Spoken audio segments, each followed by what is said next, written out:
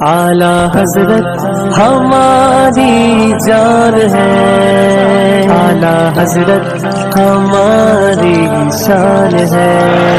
इमाम अहले सुन्नत मेरे 144 হাদিস নাম্বার 749 হাদিসটা লেখা আনাবি হুরায়রা قال قال رسول الله صلى الله عليه وسلم واذا مررتم برياض الجنه فارتوا قالوا هو رياض الجنه يا رسول الله قال هل ذكر رياض الجنه সাহাবায়ে কেরাম আমার আকা আমার রাসূল পাক বলছেন যে যখন তোমরা জান্নাতের বাগানে নিকটে যাবে জান্নাতের বাগানে কাছাকাছি যাবে তখন আল্লাহ আল্লাহ বেশি করিও আল্লাহ পাকের জিকির ও আজকার বেশি করিও সুবহানাল্লাহ সুবহানাল্লাহ। সাহাবাগণের কাছে বলছেন ইয়া রাসূলুল্লাহ দুনিয়াতে কি জান্নাতের বাগান পাওয়া যায়? আল্লাহর নবী বলছেন জি হ্যাঁ দুনিয়াতে জান্নাতের বাগান আছে। আমার সাহাবাগণ বলছেন ইয়া রাসূলুল্লাহ সেই জান্নাতের বাগানের ঠিকানাটা বলে দেন, জান্নাতের বাগান কোন জায়গাটা ইয়া রাসূলুল্লাহ সেই জায়গার সন্ধানটা বলে দেন ইয়া রাসূলুল্লাহ কোন জায়গায় গেলে জান্নাতের বাগান পাওয়া যাবে, কোন জায়গায় গেলে জান্নাতের বাগানের সাধনা করা যাবে ইয়া রাসূলুল্লাহ সেই জায়গাটার নাম বলুন। নবী আমার বলছেন হালকা জিকরে রিয়াজুল জান্নাহ যেখানে 5 জন মুসলমান বসে আল্লাহ আল্লাহ করে, জোরে বলুন আল্লাহ আল্লাহ, জোরে বলুন আল্লাহ আল্লাহ। যেখানে মুসলমানরা বসে আল্লাহ আল্লাহ পড়ে সুবহানাল্লাহ পড়ে লা ইলাহা ইল্লাল্লাহ পড়ে আমার নবী বলে ওই জায়গা সাধারণ জায়গা থাকে না। যেমন আজকে আমরা এই 5 গ্রামের বুকে এখানে বসে আছি, এই জায়গা আর সাধারণ 5 গ্রামের জায়গা নয়, নবগ্রাম থানা এটা আর সাধারণ জায়গা নয়, মুর্শিদাবাদ জেলা এটা আর সাধারণ জায়গা নয়, পশ্চিম বাংলার এটা একটা সাধারণ জায়গা নয়, ভারতের এটা একটা সাধারণ জায়গা নয়, এশিয়া ভূমি একটা সাধারণ জায়গা না, দুনিয়ার এটা একটা সাধারণ জায়গা নয়। আমার আকা বলে যে এই রকম জায়গাকে জান্নাতের বাগান বলা হয়। नारे तकबीर, नारे रिसालत, नारे रिसालत, मसला के आला हजरत उलमाए अहले सुन्नत, उलमाए अहले सुन्नत जलसा कमेटी। একটা সুন্দর হাদিস আপনাদেরকে শোনাই, তারপরে আমার রাসূল পাকের শানে অল্প সময় একটু জীবনের কথা আলোচনা করি। আমি আপনাদেরকে দেবো তো মাদ্রাসার জন্য আপনাদের কাছ থেকে কিছু নিব, রাজি আছেন? জোরে বলুন আলহামদুলিল্লাহ আলহামদুলিল্লাহ। খুব সুন্দর কথা আপনাদেরকে দেবো। ইসলাম কি জিনিস আজকে চতুর্দিক থেকে আমাদের ইসলামের উপরে বিভিন্ন ধরনের অকথ্য ভাষা বলার অনেকে চেষ্টা করে। বিভিন্ন জায়গায় আজকে আমরা নির্যাতিত কেন জানেন? যে আমরা মুসলমান কোন জাতি, ইসলাম কার নাম? কেউ কেউ বলে Islam is terrorism, Muslim is terrorism, ইসলাম নাকি সন্ত্রাস আর মুসলমান নাকি সন্ত্রাসী। জি হ্যাঁ, তোমার কাছে যদি সন্ত্রাসের সংজ্ঞা এটাই হয়, টেররিজমের ডেফিনেশন এটাই হয় যে একটা ক্ষুধার্তকে খাবার খাওয়ানো, এটা যদি টেররিজম হয়, এটা যদি অমানবিকতা হয়, তাহলে হ্যাঁ এই মানবিকতা করতে আমরা রাজি যে ক্ষুধার্তকে আমরা খাবার খাওয়াবো, বস্তুহীনকে আমরা কাপড় পরাবো, হ্যাঁ বিধবাদের আমরা খাওয়া দাওয়ার ব্যবস্থা করে দেবো। ইসলাম কার নাম? ক্ষুধার্তকে খাবার খাওয়ানো, এর নাম ইসলাম। পিপাসিতকে পানি পান করানো, এর নাম ইসলাম। অসহায় মহিলার কাছে দাঁড়িয়ে তার সাহায্য করা, এর নাম ইসলাম। এতিম বাচ্চার পড়ালেখার ব্যবস্থা করে দেওয়া, এর নাম ইসলাম। কোন মেয়ের বিয়ে হয় না তার ব্যবস্থা করে দেওয়া, এর ইসলাম। কেউ কাপড় পরতে পারে না তাকে কাপড় পরিয়ে দেওয়া, এর নাম ইসলাম। যে পথে হাসছে ওটা কাঁটা পড়ে আছে, ওই কাঁটাটাই আল্লাহর সৃষ্টি, কোন সৃষ্টি কষ্ট পেতে পারে, নিরাপদ জায়গায় কাঁটাটা তুলে দাও, এর নাম ইসলাম। সুবহানাল্লাহ সুবহানাল্লাহ। একে যদি কেউ টেররিজম বলে তাহলে জানবো তার মেমোরিটা খারাপ হয়ে গেছে। বাংলাদেশের একজন বিখ্যাত ডাক্তার তারেক রহমান সাহেব 1996 সালে আমেরিকায় গেছেন একটা বিশেষ মেডিকেলের সেমিনারে। ঢাকা বাড়ি কিনা মাসিক মদিনার পেপার 1999 সালে এই ঘটনাটা তিনি নিজে কলমে লিখছেন যে আমেরিকার এয়ারপোর্টে নেমে আসলে অর্থ হয়ে গেছে গড়ি দেখছেন, উজু করতে লাগলেন। উজুতে কি করতে হয় বাবা? 2 হাত ধুতে হয়, বিসমিল্লাহির রহমানির রহিম পড়ার পর 2 হাত ধোয়, তারপরে কুল্লি করে নাকে পানি দেয় 3 বার, মুখে পানি দিয়ে মুখটাকে ধৌত করা হয়, ডান হাত 3 বার ধোয়া হয়, বাঁ হাত 3 বার, তারপর হাতটাকে ভিজিয়ে মাথা মশা করা হয় না মাথা ধোয়া হয়, যে মাথা মশা করা হয়। তারপরে উল্টো দিকের হাতটা গর্দনে মাসা করা হয়, তারপরে 2 পা ধোয়া হয়। ওযু হয়ে গেল, আকাশের দিকে তাকিয়ে কিছু করছে, শাহাদাত কালেমা পড়তে হয়। কয়েকজন পিছনে আমেরিকার ডাক্তার ওনাকে দেখছেন, জিজ্ঞাসা করছেন, ইউ আর মেহমান, আপনি কি মুসলমান? বলছে ইয়েস, আমি মুসলমান। তো ইনি জিজ্ঞাসা করছেন, আপনারা কি করে বুঝলেন? তো বলছে এটা আপনি কি করলেন? একে যে ওযু বলা হয় ওনারা জানেন না, খ্রিস্টান তো, হ্যাঁ, একে যে ওযু বলা হয় আমরা জানি, ওনারা জানেন না। তা বলছে এটা আমি ওযু করলাম। বলছে এটা কোথায় শিখলেন? তা বলছে আমাদের আল্লাহ, আমাদের মওলা, মক্কি নবী, মাদানী নবী, হিজাজি নবী, আমার রাসূলুল্লাহ মুহাম্মদ আরবি সাল্লাল্লাহু আলাইহি ওয়াসাল্লাম, তিনি আমাদেরকে শিখিয়েছে। বলছে উনি কি বৈজ্ঞানিক ছিলেন? উনি কি কোনো বৈজ্ঞানিক বা দার্শনিক ছিলেন? তা বলছে না, উনি তো বৈজ্ঞানিক ছিলেন না, কিন্তু হাজারো বৈজ্ঞানিককে উনি জন্ম দিয়েছেন, উনি বানিয়েছেন। দার্শনিক ছিলেন না, কিন্তু হাজারো দার্শনিক তিনি তৈরি করেছেন। বলছে আচ্ছা আপনারা কেন বৈজ্ঞানিক বললেন? তা বলছে এই যে আপনি উযু করলেন, এই যে আপনি ঘাড়ে মশা করলেন, দিনে কতবার করেন? তা বলছে কম্পালসারি 5 ওয়াক্তের নামাজ আমাদেরকে পড়তেই হবে। আর উযু যদি না থাকে তাহলে কম করে 5 বার আমাদেরকে উযু করতেই হবে। বলছে আহা, আপনাদেরকে কত বড় ওয়াসফ থেকে উনি বাঁচিয়েছেন জানেন? তা বলছে কেমন করে? তা বলছে যে এই মাথা থেকে 2টো সূক্ষ্ম রগ হাতে আসে, আর 2টো সূক্ষ্ম রগ, 2টো সূক্ষ্ম নাক পায়ে আসে। বলছে এর কানেকশন মাথার সঙ্গে, মগজের সঙ্গে, এর কানেকশন মাথার সাথে, হেডের সাথে। তা বলছে যে যখন আপনারা দেখবেন যে যারো কোনো ব্যক্তির যদি হার্ট অ্যাটাক হয়, তাহলে তার ডান হাত অথবা বাঁ হাত কি হয়, প্যারালাইসের মতো হয়ে যায়। তা বলছে কোন মুসলমান এই জিনিসটা থেকে বেঁচে যেতে পারে তার যদি হার্ট অ্যাটাক হয়, কারণ এই নার্ভটা আপনি দিনে 5 বার ভিজাচ্ছে, দিনে 5 বার ভিজাচ্ছে। হার্ট অ্যাটাক হলে এই হাত পায়ে প্যারালাইজ হওয়ার সম্ভাবনাটা 80% মুসলমানের কম থাকবে। কেন? বলছে এই বিজ্ঞানের সূত্রটা আজ থেকে 1400 বছর আগে দিয়েছে।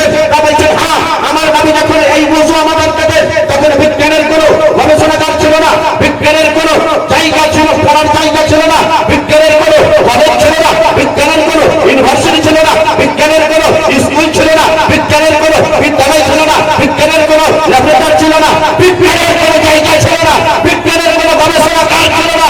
1400 বছর আগে বৈজ্ঞানিক আমার মুস্তাফা মানুষদেরকে এমন জিনিস দিয়েছে যাতে মানুষ হাজারো ব্যাধি থেকে মুক্তি পেতে পারে। সুবহানাল্লাহ, সুবহানাল্লাহ। ইংরেজিতে একটা বই বের করে ডাক্তার তারিক মাহমুদ সাহেব ওই খ্রিস্টান ডাক্তারদের হাতে তুলে দিলেন, আর বলতাম 3 দিন পর আপনাদের কাছে রিপোর্টটা চাইবো।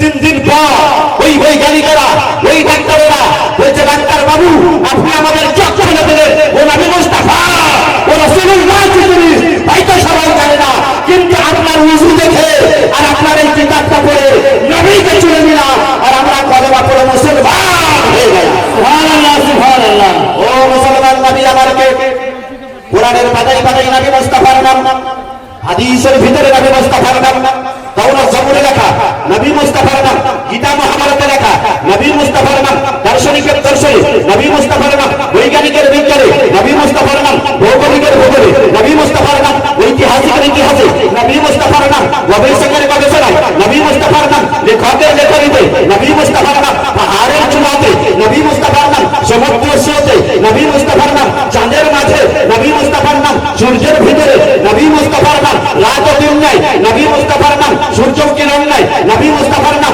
মানব দানবের জমানে নবী মুস্তাফার নাম, মুআজ্জিনের আযানে নবী মুস্তাফার নাম, খতীবের খুতবাতে নবী মুস্তাফার নাম, মসজিদের ভিতরে নবী মুস্তাফার নাম, মাদ্রাসার মধ্যে নবী মুস্তাফার নাম, মুসলমানের জমানে নবী মুস্তাফার নাম, হাজির হজে নবী মুস্তাফার নাম, মুফাসসির তাফসীরে নবী মুস্তাফার নাম, মুফতির ফতোয়াতে নবী মুস্তাফার নাম, জিবরাইলের জমানে নবী মুস্তাফার নাম, মিকাইলের জমানে নবী মুস্তাফার নাম, ইসরাইলের ইসরাফিলের জমানে নবী মুস্তাফার নাম, ফারিস্তাদের জমানে নবী মুস্তাফার নাম, জান্নাতের গেটে গেটে নবী মুস্তাফার নাম, জান্নাতের গাছের পাতায় পাতায় নবী মুস্তাফার নাম, উরা গেলমান চোখে চোখে নবী মুস্তাফার নাম, ফারিস্তাদের ডানায় ডানায় নবী মুস্তাফার নাম। তাকবীর, নারে তাকবীর, নারে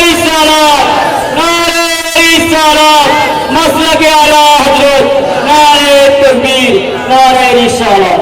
আর আমার আলা হযরত বলে শুধু এখানেই আমার নবীর নাম সীমিত নয়, আমার আল্লাহ আমার নবীর নামকে কত ভালোবেসেছে।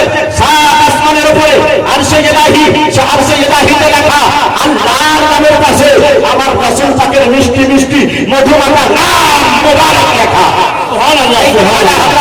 फर्श वाले तेरी शक्ल का गलू क्या जाने, फर्श वाले तेरी शक्ल का गलू क्या जाने, दूसरा में अर्श को होता है फरेरा तेरा द्वितीय जाएगा हमारा ना हजरत वाले अर्श पे बाबा चर्चा फर्श पे तरफा दूंगा कान की भर लगाइए हाय तेरी ही दास्तान है। সুবহান আল্লাহ, সুবহান আল্লাহ। সেই মহান রব্বুল আলামিন আমার নবীর গুণগানের প্রশংসাই বলেন আর রহমান আল্লামাল কোরআন।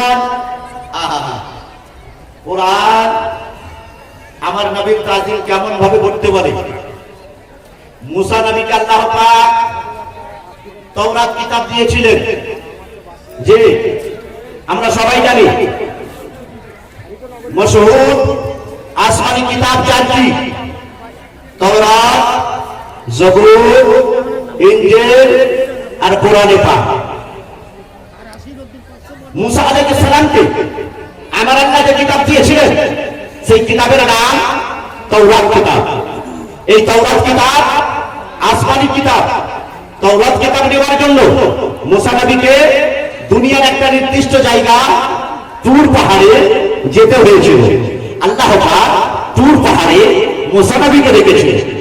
আল্লাহ পাক আসমানি কিতাব আমার নবীকে কোরআনে পাক দিলেন। কোন জায়গায় ডাকলেন যে নবী গো হীরা পর্বতে এসো, এখানে দিব। সাফা মারওয়া পাহাড়ে এসো, এখানে দিব। মুজদালিফা ময়দানে এসো, এখানে তোমাকে কোরআন পাক দেব।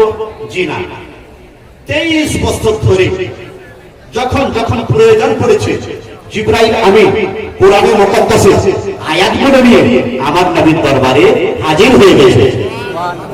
তার আগে একটা আদব ও শালীনতার সূত্র বলি, কোন বড় ব্যক্তিকে নিজের কাছে ডাকা যায় না। রাষ্ট্রপতি সাংবিধানিক দিক দিয়ে আমাদের দেশের সবচেয়ে বড় সম্মানের অধিকারী। প্রধানমন্ত্রীর প্রয়োজন পড়লে রাষ্ট্রপতিকে ডাকতে পারবেন নিজের অফিসে? জি না, ডাকতে পারবেন না। প্রধানমন্ত্রীর ক্ষমতা প্রচুর, কিন্তু রাষ্ট্রপতিকে ডাকতে পারবেন না। প্রধানমন্ত্রীর প্রয়োজন পড়লে রাষ্ট্রপতির বাড়িতে, রাষ্ট্রপতির অফিসে, রাষ্ট্রপতির ঘরে তাকে যেতে হবে। যে আমরা শিক্ষিত লোক সবাই জানি এটা। তাহলে জানা গেল যে সম্মানীয় ব্যক্তি কাছে যেতে হয়, তাকে ডাকা যায় না। তাওরাত কিতাব আমার আল্লাহ দিলেন মুসা নবীকে, বলছে তুর পাহাড়ে গেছো ও মুসা নবী, কিতাব যদি নিতে হয় তুর পাহাড়ে গেছো, কালাম যদি আমার সাথে করতে হয় তুর পাহাড়ে গেছো, হ্যাঁ হ্যাঁ আমার বাণী যদি নিতে হয় তুর পাহাড়ে গেছো। কিন্তু আমার নবীকে আমার আল্লাহ কোন নির্দিষ্ট জায়গায় ডাকলেন না। নবী কাবা হয়, জিবরাইল কোরআন নিয়ে কাবা হয়। নবী আমার মুজদালিফার ময়দানে, জিবরাইল কোরআন নিয়ে মুজদালিফার ময়দানে।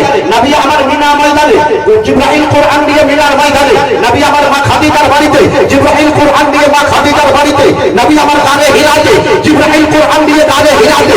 নবী আমার চন্দন কুয়োর কাছে, জিবরাইল কোরআন নিয়ে চন্দন কুয়োর কাছে। এই জন্যতে নবী আমার আবার যখন হিজরত করে মদিনার মধ্যে পড়া গেলেন, নবী আমার উহুদ পাহাড়ে, জিবরাইল কোরআন নিয়ে উহুদ পাহাড়ে। নবী আমার মসজিদে নববীতে, জিবরাইল কোরআন নিয়ে মসজিদে নববীতে। নবী আমার উহুদ পাহাড়ে, কোরআন উহুদ পাহাড়ে চলে গেল। নবী আমার কোথায় দেখুন বদরের ময়দানে, জিবরাইল কোরআন নিয়ে, জিবরাইল কোরআন নিয়ে বদরের ময়দানে চলে গেলেন। ও মুসলমান, নবী আমার মক্কায় তো জিবরাইল কোরআন নিয়ে মক্কায়। নবী আমার মদিনায় তো জিবরাইল কোরআন নিয়ে মদিনায় চলে গেলেন। সুবহানাল্লাহ, সুবহানাল্লাহ। এই কারণে যে কোরআন পাকে আমরা দুই ধরনের সূরা দেখতে পাই। কোরআনে মুকদ্দাসে 114টি সূরা আছে, 89টি সূরা মাক্কি। ওমা নাযালাত বিল মক্কা ফাহিয়া মাক্কিয়াতুন। নবী আমার যতদিন মক্কা শহরে ছিলেন, কোরআন পাকের যে আয়াত বা সূরাগুলি নাযিল হলো তাকে মাক্কি সূরা বলা হয়।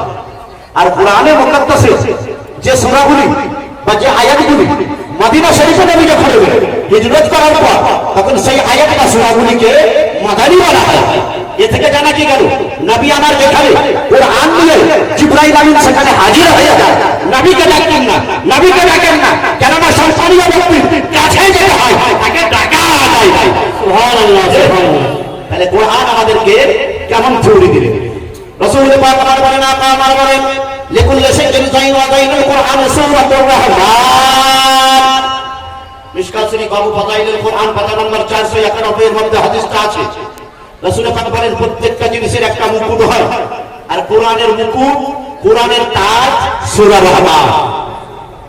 এই সূরা রহমানের দুটি আয়াত কেবল পড়েছি, আর রহমান আল্লামাল কোরআন। বিশেষ ব্যাখ্যা করার সময়টা হয়তো পাবো না, অনেক বক্তা আছে, সময়ও খুব অল্প। তবে আসুন, আমার নবী কেমন, ওর অনুবাদটা শুনুন। আমার আল্লাহ বলেন, আর রহমান আল্লামাল কোরআন, স্বয়ং রহমান নিজের নবীকে শিক্ষা দিলেন কোরআন। আমার নবীর মা আম্মে জান হযরতে আমিনা রাদিয়াল্লাহু তাআলা আনহা, নবীজি আম্মে জান মা আমিনাকে জিজ্ঞাসা করেন, ও মা আমিনা, আমার নবী কেমন ছিলেন, নবী সম্পর্কে কিছু বলো। মা আমিনা বলেন, ও জগতের মুসলমানেরা শুনে নাও, শুনে নাও। এই হাদিসটা আছে বিখ্যাত কিতাব মাওয়াহিবুন নববিজ্ঞা, দ্বিতীয় খণ্ড পাতা নম্বর 252, জুরকানি শরীফ চতুর্থ খণ্ড পাতা নম্বর 142। এই হাদিসটা লেখা। মা আমিনা বলেন, ও জগতের লোকেরা শুনে শুনো, আমার নবী কেমন নবী? বলছেন, নবী আমার গর্ভে এসেছেন, নবী আমার পেটে এসেছেন, এটা আমার ওয়াদানা আমি জানতে পারি নাই, কারণ কোন নিদর্শন অন্যান্য গর্ভবতী মহিলাদের মতো আমার দেখা যায় না। নবীজি পেটে এসেছেন। মা আমিনা বলছেন, আমার মাথা কোনো সময় ঘুরে নাই। বলছেন, আমার শরীরে বমি বমি ভাব হয় নাই, আমার শরীরে অস্বস্তি ভাব হয় নাই। বলছে, তাহলে আপনি কি করে বুঝলেন যে আপনার পেটে নবীজি এসেছেন, আপনার গর্ভে নবী এসেছেন? মা আমিনা বলছেন, শুনো। বলছে, এতদিনে আমিনাকে কেউ সালাম জানাতো না, আমিনাকে কেউ চিনত না, গাছ চিনত না, পশু পাখি চিনত না, মানব দানব চিনত না, মাটি চিনত না, আসমান চিনত না, সূর্য চিনত না, চাঁদ চিনত না। কিন্তু যখন আমার গর্ভে নবীজি চলে গেলেন, যখন আমার গর্ভে আমার আকা চলে গেলেন, আমার রাসূলের পাক চলে গেলেন, ও মুসলমানরা শুনো শুনো। বলছে, এতদিন আমিনাকে কেউ চিনত না, আসমান সালাম জানাতো না, গাছপালা সালাম জানাতো না, কেউ সালাম জানাতো না। বলছে, যখন নবীজি গর্ভে এলেন, এ থেকে আমি বুঝতে পারলাম যে হ্যাঁ হ্যাঁ নবীজি এসেছেন। বলছে, আমি যখন বাড়ির বাইরে গেলাম, গাছপালা আমার দিকে ঝুঁকে ঝুঁকে আমাকে আরবি ভাষায় এই বলে সালাম জানালো, আসসালাতু ওয়াসসালামু আলাইকা ইয়া আমিনা ওয়া সালামু আলা মান কানা রাহমাকে আমিনা, তোমাকে সালাম, আর তোমার গর্ভে যে নবী বাস করেন সেই নবীকে সালাম। সুবহানাল্লাহ সুবহানাল্লাহ। ও মুসলমান, চিন্তা করুন। মা আমিনা বলেন, না তাকেও আমাকে সালাম জানায়। আর একটু আগিয়ে গেলাম, আমার পাড়ার মহিলারা জমজম কুয়োর কাছে পানি আনতে যাবে। আহা, এ নবীকে শুধু গাছপালা নয়, আজকে বেঈমান কাফেরেরা আমার রাসূল পাকের লাইফ হিস্ট্রি পড়ে ভাই মুসলমান হয়, নজর তারা নিজের কলমটা ধরে বা নিজের মুখটা খরচ করে নবীর প্রশংসা করতে বাধ্য হয়ে যায়। আমেরিকার একজন বিখ্যাত দার্শনিক, তার নাম জোনাস শর্মা, আমার নবী সম্পর্কে আমেরিকার 1973 সালে আমেরিকার পেপারে, আমেরিকার পত্রিকায় একটা তিনি জিনিস লিখছে, একটা আর্টিকেল লিখছে, একটা তিনি হেডিং লিখছে, একটা প্রবন্ধ লিখছে, আর তার শিরোনাম দিচ্ছে গ্রেট লিডার ইন ওয়ার্ল্ড। বলছে, বিশ্বের সবচেয়ে বড় নেতা কাকে বলা যাবে? বড় নেতা তিনি যিশু খ্রিস্টকে নয়, গৌতম বুদ্ধকে নয়, কোন আইনস্টাইনের মতো বৈজ্ঞানিককে নয়, দুনিয়ার অন্য কোন নামী দামি ব্যক্তিকে নয়। এক নম্বর নেতা, এক নম্বর মহামানব, এক নম্বর মহাপুরুষ তিনি কাকে বললেন? বলছেন, perfectly greatest leader of my time was মুহাম্মদুর রাসূলুল্লাহ সাল্লাল্লাহু তাআলা আলাইহি ওয়াসাল্লাম। সুবহানাল্লাহ সুবহানাল্লাহ। আলেমের কলম নয়, এ কোন দার্শনিকের কলম নয়, একজন লেখক, একজন বৈজ্ঞানিক আজকে আমার নবীর প্রশংসা করতে বাধ্য।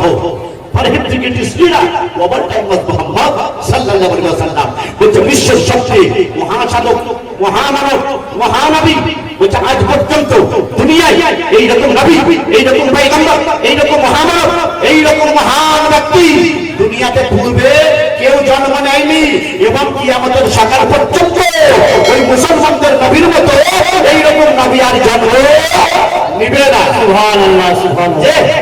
এ কোনো মুসলমানের কলম নয়, খ্রিস্টানের কলম বলে।